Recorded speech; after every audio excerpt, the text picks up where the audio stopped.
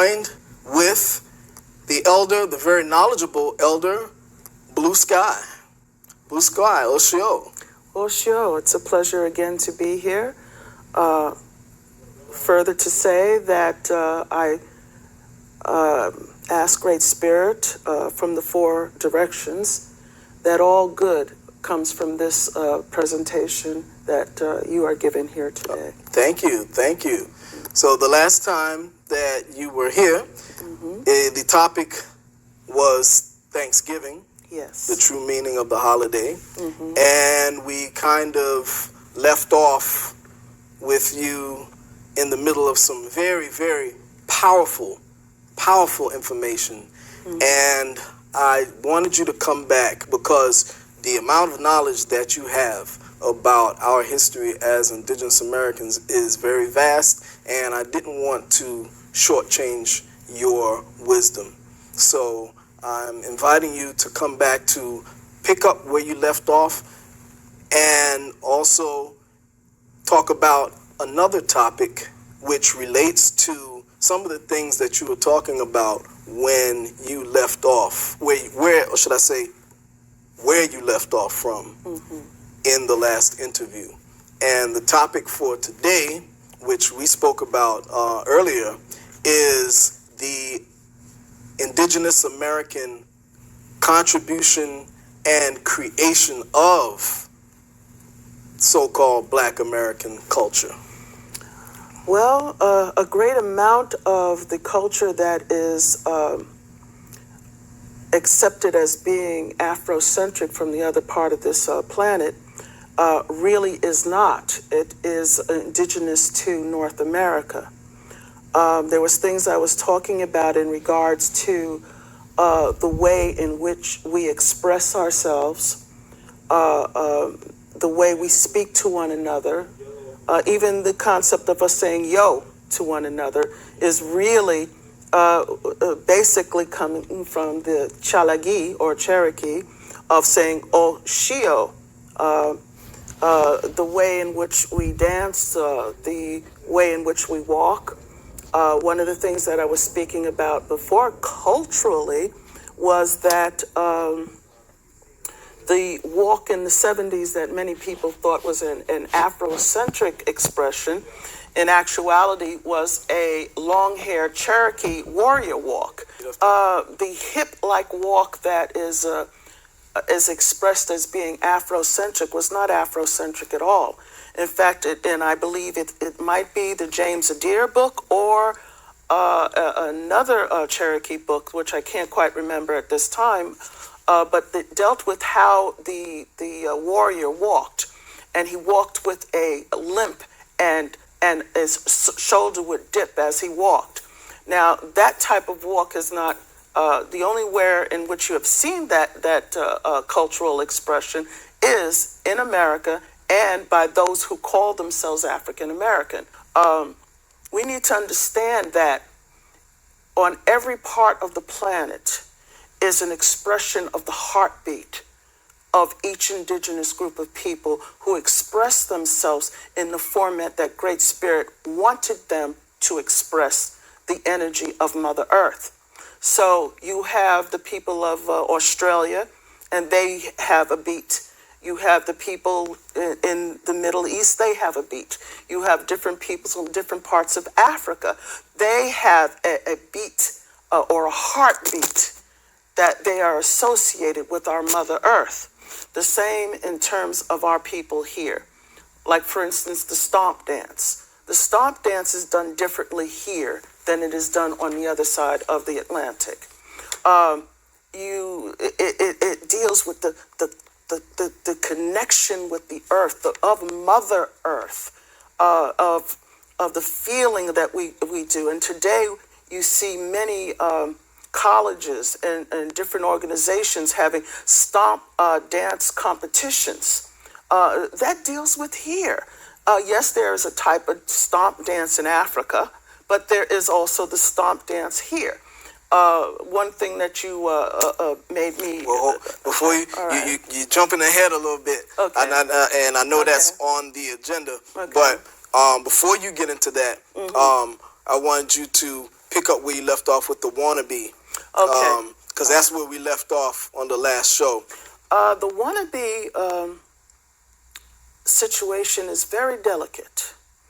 Are we dealing with society? Are we dealing with genes? Are we dealing with the cultural aspects of where are we coming from with that? Now, you have organizations that have come up with this philosophy that if a native person wears their native regalia outside of being in a powwow, or their native clothing outside of a powwow, they are considered a wannabe. Now, I find it to be ridiculous. Mm-hmm. Native American people are who they say they are, and it is an insult to many people who have been called wannabes for wearing their native culture. Mm-hmm. It's absolutely ridiculous.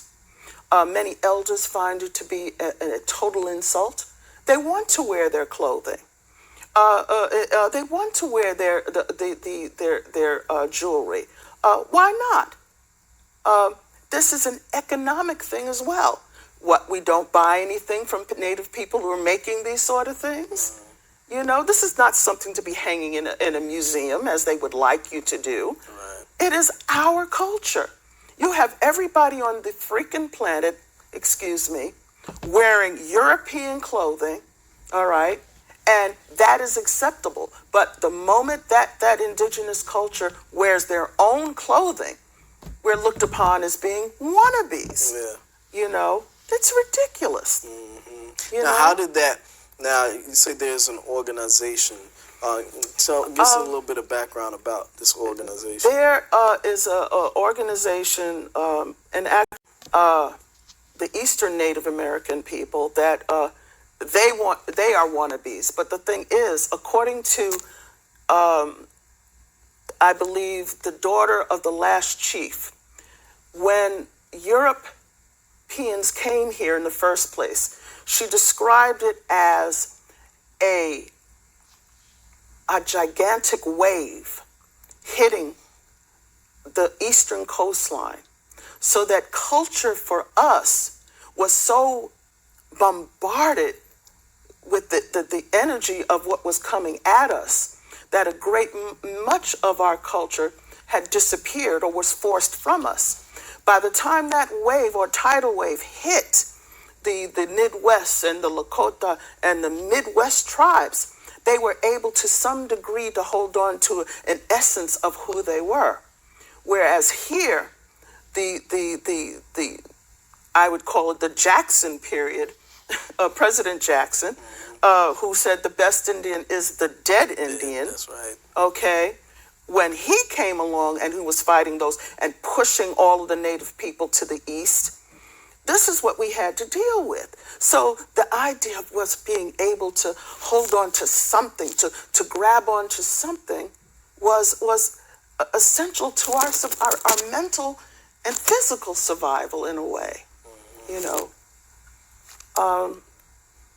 The wannabe situation is ridiculous, going back to the fact that people here have been told not to wear their clothing, and then not to wear any of these other sort of things. And then going back, there is actually an organization, can't remember the name of it at this time, that goes about to all the different groups calling themselves what they call themselves, especially within the Chalagi Nation, that these are wannabes and and their organizations should be disbanded. Now, I do understand that there are individuals who have created organizations in order to steal from the people. Yes, and that is true, and it gives it gives a bad name, Yes, to those of us who are legitimate and who are doing their best to bring back to their descendants, hopefully, the culture.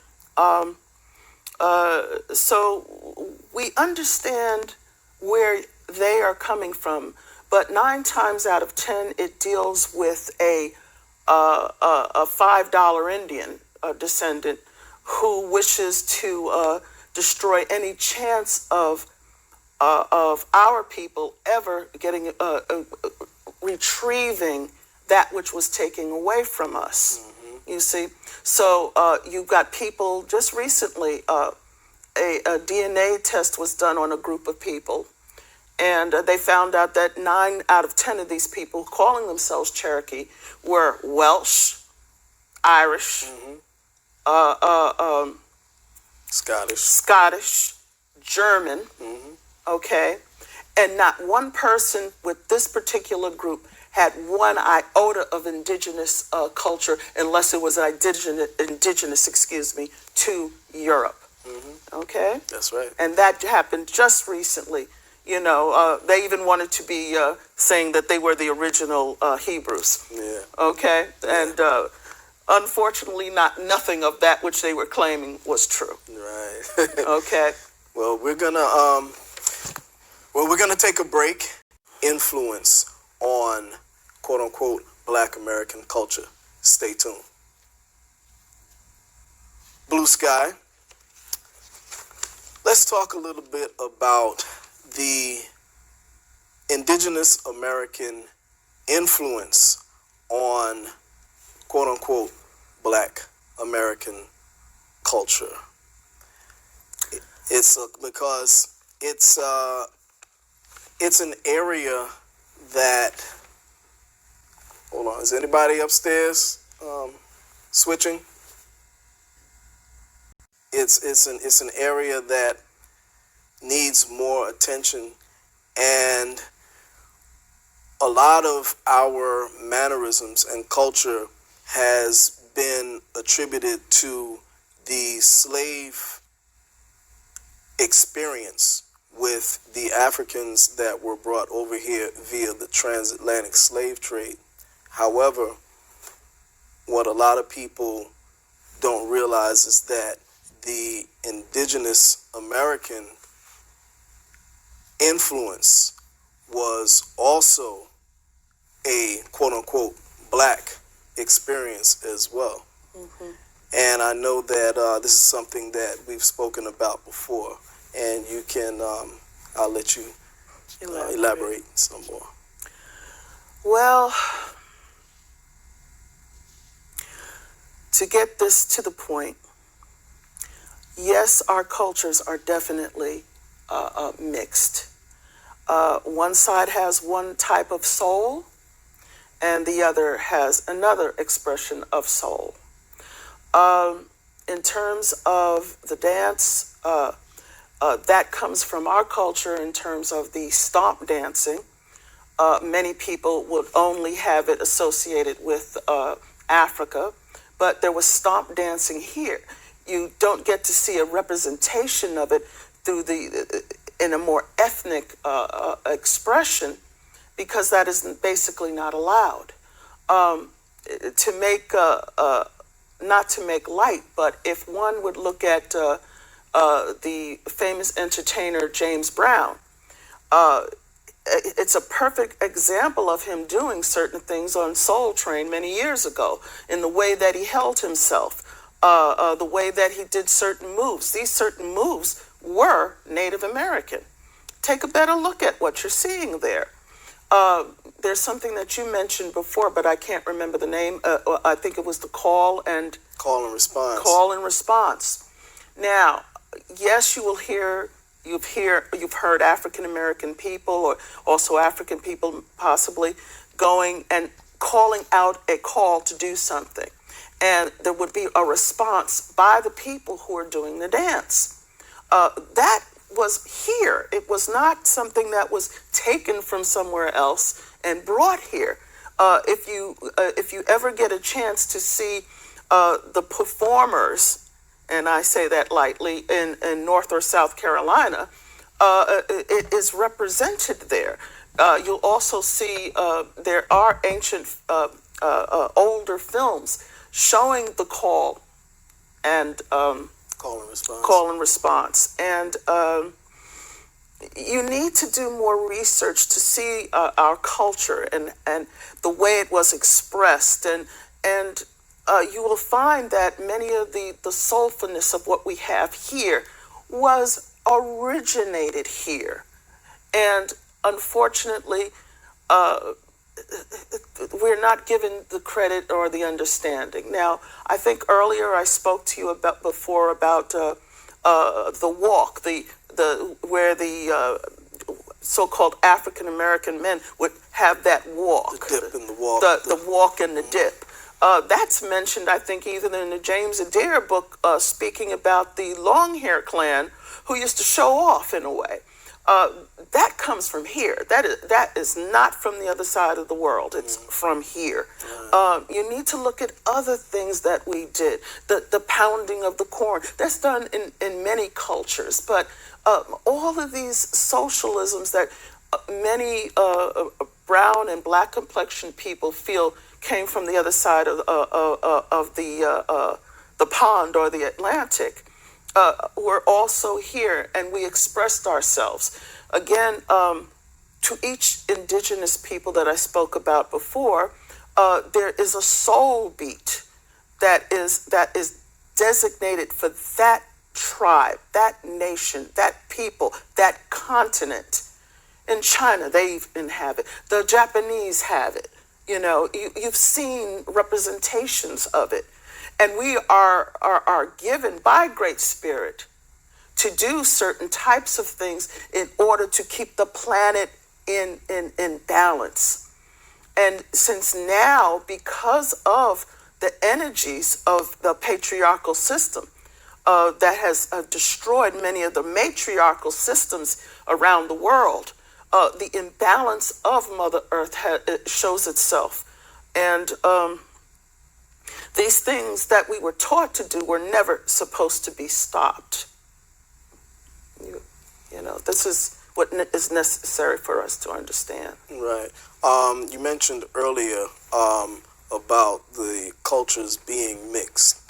Can you elaborate further on that? Because I know there's different perspectives on that. Like you have the perspective, like some authors of certain books, you know, you come from the perspective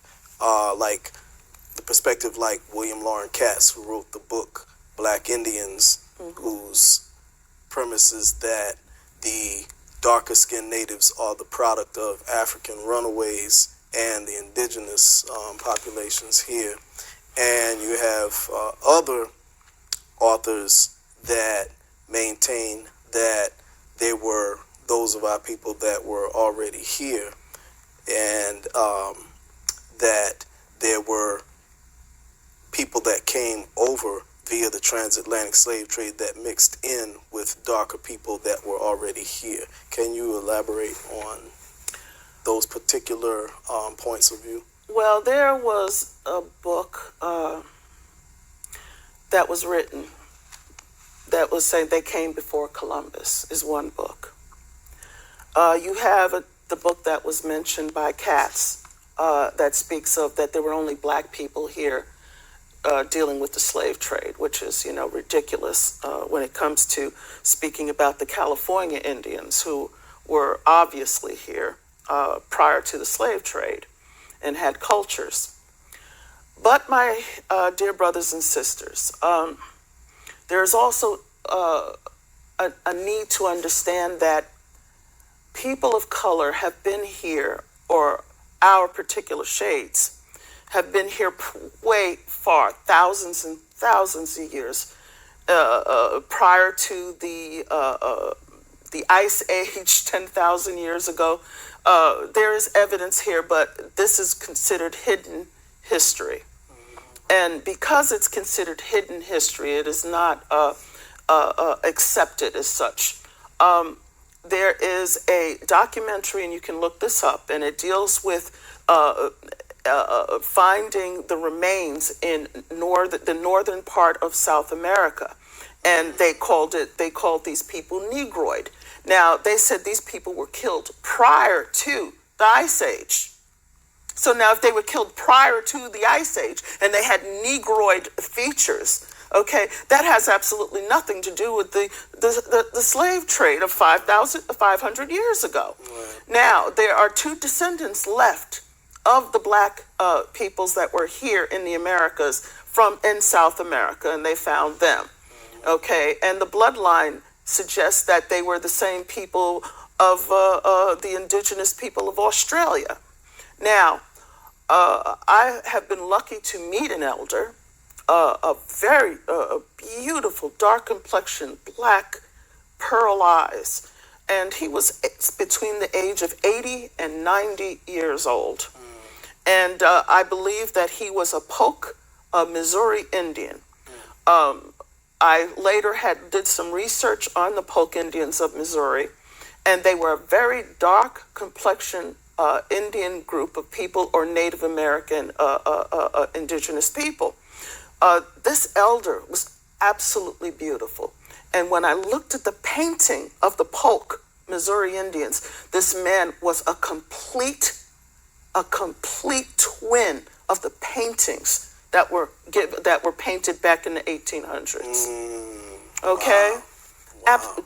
I have never seen another person look like this, and you wouldn't believe that he actually existed. And I was so proud to meet him. And when I spoke to him, he wouldn't tell me his age, because most Native people are going to look at you like, oh, "Are you speaking to a Native here?" And he told me that his brother was taking care of his mother. Okay. So we need to understand there is a greater history here that has been taken away from us. We need to do the research. We need to stop following the conquerors' information, their interpretation. Okay, there's another book that people can pick up. Hold that thought. All right. Because we're gonna have to. Okay, we're back. And so now we're going to talk a little bit about something that we spoke about before, the Olmec connection to the East Coast Miccosukee. Okay. Well, the Miccosukee people are basically connected with the Choctaw and the Seminole, specifically the Seminole. When we're dealing with the Olmec society, when that society was destroyed, the descendants of that, or that which was left, they migrated to the north. And the Chalagi and the different native eastern coastline people are really descendants of that ancient culture. Now, if anyone has done any research whatsoever and looked at the great, the carved heads that were found in South America and Central America, we look at as they use the terminology, negroid features, the thick lips, the wide nose, and these sorts of things. These people were here thousands of years ago. They make it appear that it was only about 2,000, but that's absolutely ridiculous. Anything dealing with our cultures is always cut in half in terms of the time of that they were about. But when there was an uprising in the Olmec society, they came up into the descendants were of Chalagi background, and that is in some of our ancient stories, those who really know the truth of the matter. Okay, their priesthood had caused a problem which we call the Anigutani. The Anigutani also caused problems again 500 years prior to Christopher Columbus showing up in Americas. And a lot of our culture deals with the fact of that, the priesthood causing problems, as they have done in many indigenous cultures, in order to keep the higher knowledge away from the average individual of the tribe. So this is research that any of you, if you wish to do, will find out that this is also a truth that is usually kept underground. So we have about 2 minutes and change. So I wanted to talk about something, because I noticed in the comments section regarding the show, there was some statements made about the Pequots and how they got started. and it was pointed out that there was some misinformation, and I know you have the correct information. Can you talk about it? We have 1 minute. Can 1 you sum minute. it up? Okay, I'm going to try and go as quickly as I possibly can. The amount of monies that were brought to the Pequot Reservation came from an organization called the Genting Organization. A billionaire person from China gave the money to the Pequot Reservation for them to start the casino situation in the first place. This is So it wasn't Gaddafi. It had nothing at all to do with the deceased Gaddafi. Nothing to do with Muslims, nothing to do with Arabs. It came from Malaysia. Malaysia is the place where this money came from. Now, the tribe got into all this trouble because they did not pay back this billionaire from China. Okay? Then, through the non-education of these individuals who were in charge of the tribe at the time, they kept on taking out loans and bonds and all sorts of things and mismanaged the money and put the tribe into $2.8 billion in debt. Wow. 2.8 billion. They nearly lost the land. Why? Because they were not educated to the ways of finances, the trilateral commission, and everything else that is necessary when you deal in these types of situations. Wow. So I'm glad we cleared that up. And that's why I always say, the points and views of our guests are not the points and views of the show. Okay? And I'm glad that you cleared that up, because there was on YouTube, there was some people who, pointed out that if the monies didn't come from Gaddafi. And thank you, people in YouTube land who pointed out that information, because we definitely don't want to have any misinformation coming forth, And Blue Sky, Yes. it was a pleasure having you